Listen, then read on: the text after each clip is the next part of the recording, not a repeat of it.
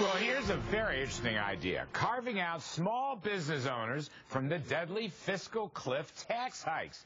Here now to tell us more is Maine Senator Susan Collins. Senator Collins, as always, whenever you come on this show, you have something really interesting to tell us. And I'm reading about this carve-out for small business. You're kind of looking after them. Tell us more. How's this work? What I wanted to do was to try to forge a middle ground that protected small businesses from any of the rate hikes that are being discussed. It seems to me that Democrats have been focusing mainly on increasing taxes.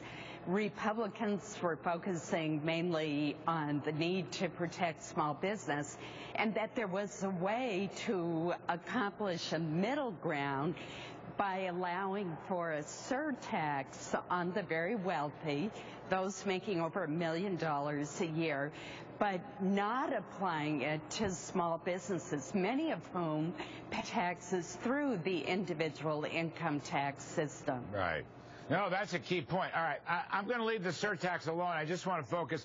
You would basically keep the small business top rate at 35%, and I wanted to ask you, are there any restrictions? You know, we're talking subchapter S, LLCs, et cetera, et cetera. Are there any restrictions to that, or is it just everybody? There are restrictions. First of all, we would require that the small business actually have employees. That's the whole point, is to protect the job creators in our society. Second, it would apply to businesses that had up to 500 employees. So we're not talking about very large subchapter S corporations, although most of them are smaller.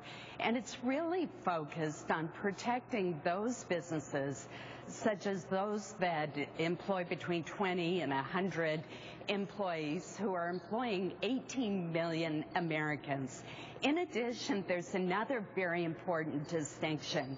The protection, the carve-out, would apply to small businesses whose owners are actively involved in running the business, not just passive investors. So that's the kind of business that we're trying to protect. No, those are the job creators. I think basically you've captured most of the job creators.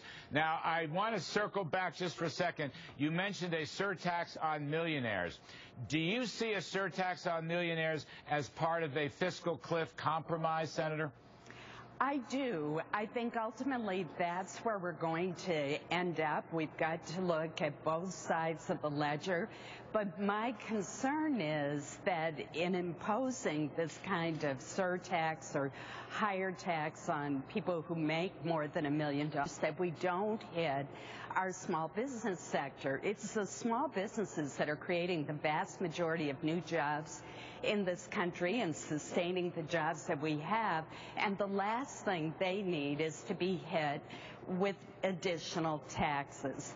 So that's the whole concept behind this proposed compromise. I think it's great protection for the job creators. I couldn't agree more. What are you thinking here? No one really knows. I mean, we don't know if it's going to be stalemate or solution or who, what, when, why, and how. There was some bad stories in the paper today that the staffs weren't getting along. But when you mention the millionaire surtax, do you think that would be it? In other words, instead of raising the top rates, would the millionaire surtax cover that? And would the John Boehner idea of putting a limit on tax deductions, would that work also? So you'd have revenues, but you'd have a compromise on tax rates? I think it would work, and it would give us time to do a complete overhaul of the tax code, which is what I know you've talked about on your show many times, and it really is what is needed. But we're not going to be able to do that before January 2nd, before we go over that fiscal cliff. So we need a balanced plan that addresses spending as well.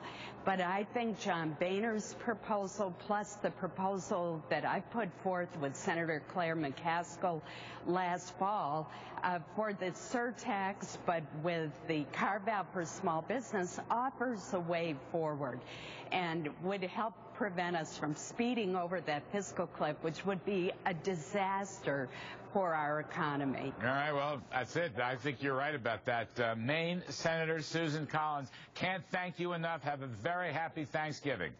Thank you, Larry. All right, stock markets are